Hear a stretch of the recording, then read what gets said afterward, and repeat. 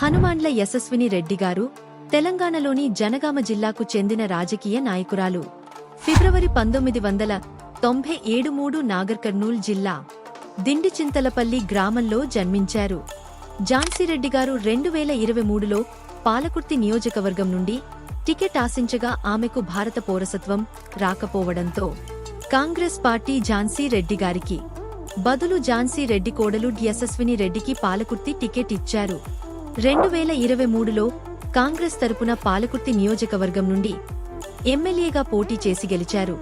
తన సమీప బీఆర్ఎస్ అభ్యర్థి ఎర్రబెల్లి దయాకర్ రావుపై 47,634 ఓట్ల భారీ మెజారిటీతో గెలిచి 26 ఏళ్ల వయసులో తొలిసారి ఎమ్మెల్యేగా అసెంబ్లీలోకి అడుగుపెట్టారు. ఇటువంటి మరిన్ని సమాచారాలు తెలుసుకోవాలంటే మా ఛానల్ని ఫాలో అవ్వండి.